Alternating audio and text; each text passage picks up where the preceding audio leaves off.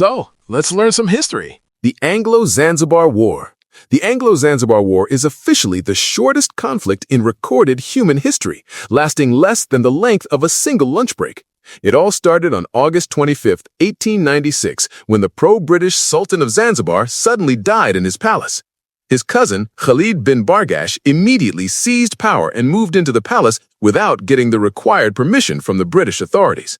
The British Empire was the global superpower at the time, and they were not happy about this unapproved change in leadership. They issued a strict ultimatum demanding that Khalid step down and leave the palace by exactly 9 o'clock on the morning of August 27th. Khalid believed he could hold his ground and barricaded himself inside the wooden palace with nearly 3,000 soldiers and several pieces of artillery. He even positioned his small navy, which consisted of one single wooden yacht, in the harbor to face the British fleet. Meanwhile, the British moved 5 powerful modern warships into position and pointed their massive cannons directly at the palace windows. As the clock struck 9 a.m., the British admiral gave the order to open fire, and the bombardment began with terrifying force. The wooden palace was absolutely shredded by explosive shells, and the Sultan's lone yacht was sunk almost instantly. While the smoke filled the air, the Zanzibar forces suffered roughly 500 casualties, while only one British sailor was injured. By 9:38 a.m., the Sultan's flag was cut down and the fighting officially stopped. The entire war lasted exactly 38 minutes, which is barely enough time to watch an episode of a sitcom on Netflix. The British installed a new sultan, and the city began to rebuild before the morning coffee was even cold. It is the ultimate example of a military mismatch, where one side finished the war before the other side even realized it had started. The War of the Stray Dog. The Petrich Incident, which is more famously known as the War of the Stray Dog, is one of the most ridiculous reasons for a military invasion in history. It happened in October 1925, during a period of extreme tension between Greece and Bulgaria. The two nations were already on the verge of conflict, and their soldiers were guarding a very sensitive border with their fingers on the triggers. According to the most popular version of the story, a Greek soldier was playing with his dog near the borderline when the animal suddenly bolted across the boundary into Bulgarian territory. The soldier did not want to lose his pet, so he chased the dog across the line without thinking about the political consequences. Bulgarian border guards saw the Greek soldier entering their land and immediately opened fire, killing the man on the spot. The Greek government was furious and demanded a formal apology and a massive payment of money as compensation. When the Bulgarians refused to pay, the Greeks launched a full-scale invasion of the Petrich region in Bulgaria. The two armies began fighting in a series of skirmishes that killed dozens of people and displaced thousands of civilians. The League of Nations had to step in and order both sides to stop the madness before a full-scale Balkan War broke out. Greece was eventually forced to withdraw and pay a fine of £45,000 to Bulgaria for the damages. The entire conflict lasted only 10 days and proved that a single runaway pet can lead to a national catastrophe. It remains a bizarre reminder of how high tensions can turn a minor accident into a deadly international crisis. The football war sounds like a joke, but it was a very real and very deadly conflict between El Salvador and Honduras in 1969.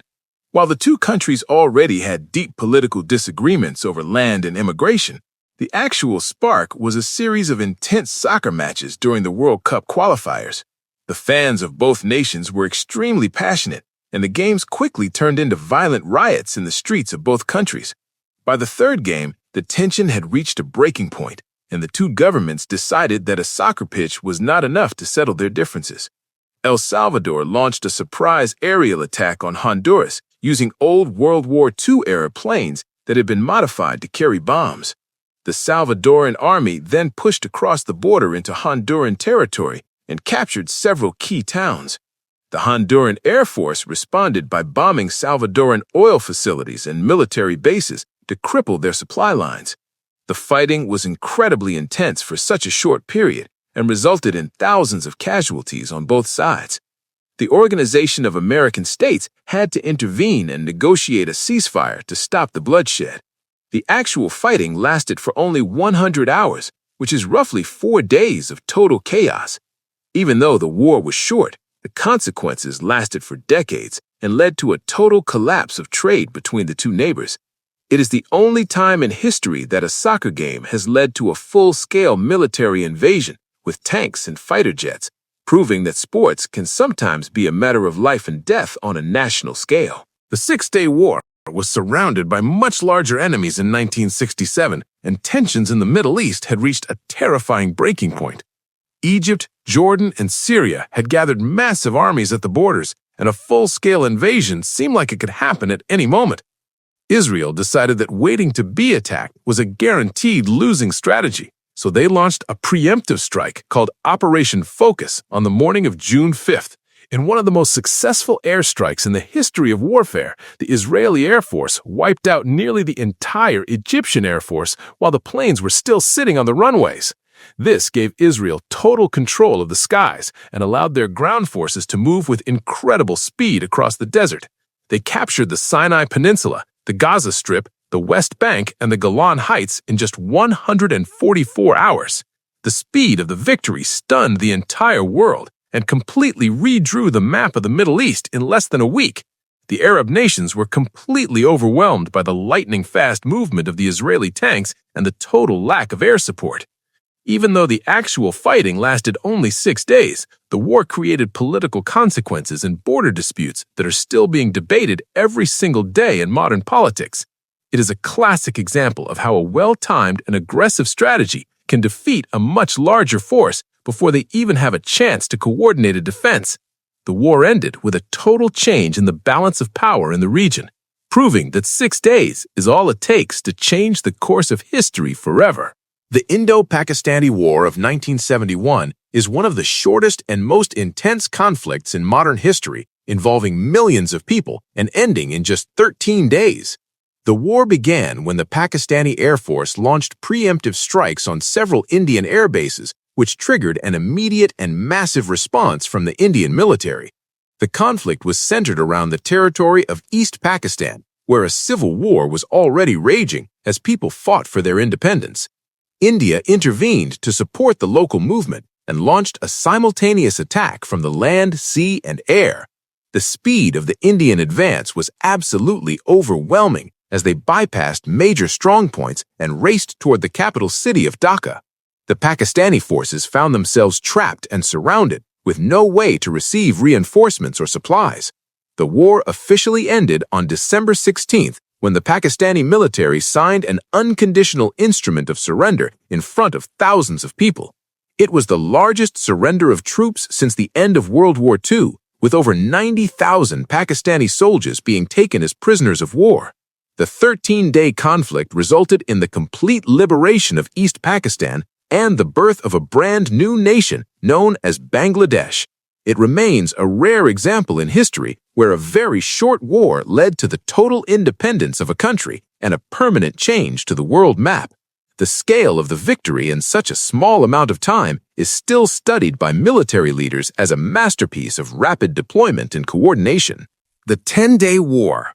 The Slovenian Independence War, which is commonly known as the 10-Day War, marks the beginning of the violent breakup of Yugoslavia in the early 1990s. It started in June 1991 when Slovenia officially declared its independence and took control of its own borders and airports. The Yugoslav People's Army, which was one of the largest militaries in Europe at the time, was sent in to crush the rebellion and restore order.